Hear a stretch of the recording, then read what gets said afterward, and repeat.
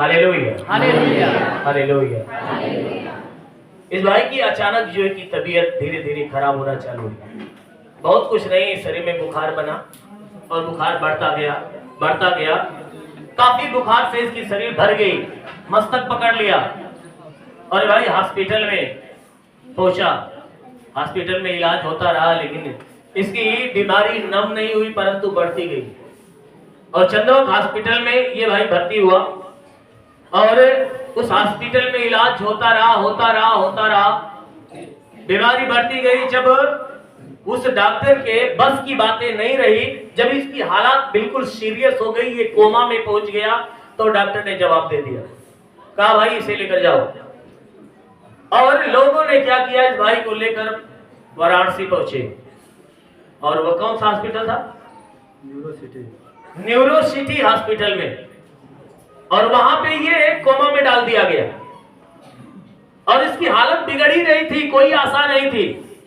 सब लोग निराशा में हो गए, इसके नात रिश्तेदार सब जो है कि निराशा में हो गए। और इनके ससुराल के लोग इनके माँ को कोसना चालू किए, तुम क्या यीशु को पकड़ कर बैठी हो, चलो मैं इलाज करवाता हूं, मैं इसे दिखवाता हूं कहीं।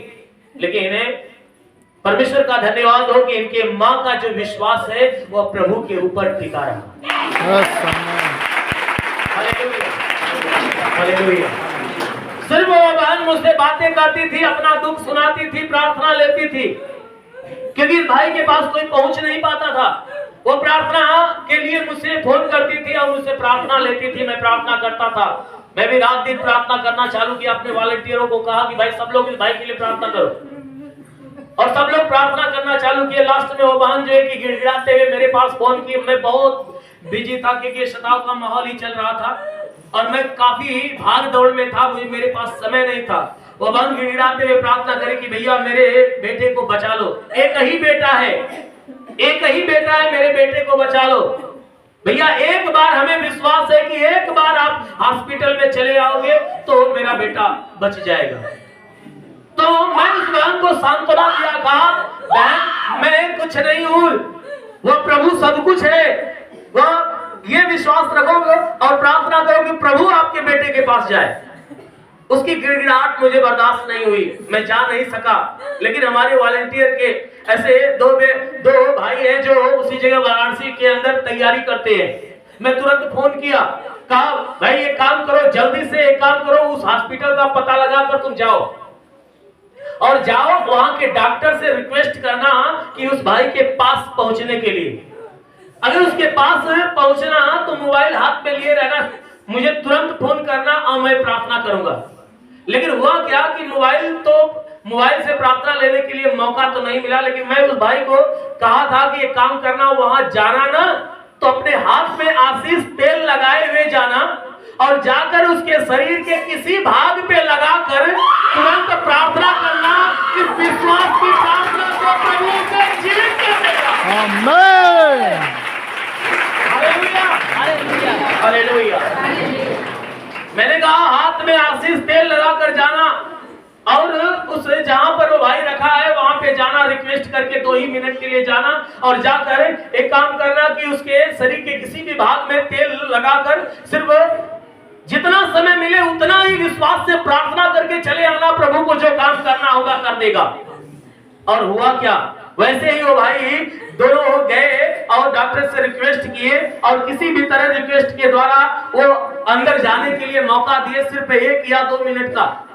और वो गए, ठीक जैसा मैंने कहा वैसा जाकर उसके शरीर पे आशीष तेल को लगाकर वो उतना ही समय में प्रार्थना करके वो बाहर निकले। और फिर फोन किया, कहा कि ब्रदर जैसा कहा आप कहे थे वैसा मैंने किया।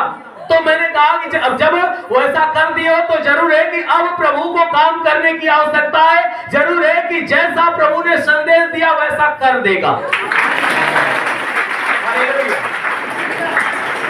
फिर क्या पता चला कि जब वे भाई दोनों जब वहां से हॉस्पिटल से बाहर निकले तो उसके 1 घंटा जाते जाते क्या पता चला कि ये भाई होश में आ गया। हालेलुया। और फिर दूसरे दिन किसी भी तरह जो है कि मैं समय निकाल कर कुछ ही समय के लिए जब वहां पे पहुंचा तो पहुंचने से पहले मैं प्रभु से प्रार्थना करके गया कि प्रभु मैं जब वहां पे जाऊं तो मुझे अच्छा समाचार देखने और सुनने को मिले। तो क्या पता चला कि मेरे पहुंचने से 15 मिनट पहले ये कोमा से बाहर जनरल में जो कि लिटा दिया गया था। यानी ये बिल्कुल ये लोगों को पहचानना चालू किया, बात करना चालू कर दिया। यानी भली बात ये ठीक हो गया, मेरे जाने से पहले ही बिल्कुल ये ठीक हो गया। जब मैं वहां पहुंचा देखकर आवाज कि अरे भाई अभी तो ये कोमा में था, तो उनकी मां कह रही कि भैया बस आपके आने से 10 मिनट पहले तो ये बाहर निकाला गया, 10 मिनट पहले ये बाहर निकाला गया। जब इतनी बातें मैंने सुना, प्रभु को धन्यवाद किया। फिर मैं वहां पे प्रार्थना करके जब वापस आया, उसके कुछ ही समय के बाद प्रभु ने इस भाई को भली भांति चंगा कर दिया। जो मौत के मुंह में गया हुआ था, प्रभु ने मौत के मुंह में से इसे फिर से जिंदा कर दिया। हालेलुया। क्योंकि परमेश्वर कहता है मैं धुआं देती हुई बत्ती को बुझाता नहीं परंतु जलाता हूं। धुआं देती हुई बत्ती को वो जलाता है, बुझाता नहीं।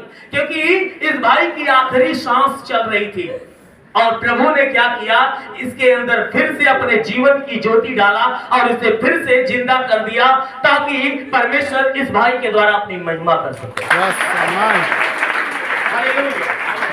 हालेलुया। क्योंकि इस भाई की जो गवाही बड़ी दर्दनाक है, मैं उस गवाही को थोड़े में करके बता दिया। और सच में परमेश्वर ने इस भाई को पुनः जो है कि नया जीवन दिया है। और जो नया जीवन दिया है, क्योंकि शैतान ने इसके प्राणों में हानि करना चाहता था, लेकिन जैसा वचन कहता है, परमेश्वर ने कहा ना कि सुन, मैं तेरे प्राण की रक्षा करूंगा और तेरे आने जाने में अब से लेकर सदा काल तक तुम्हारी रक्षा करूंगा।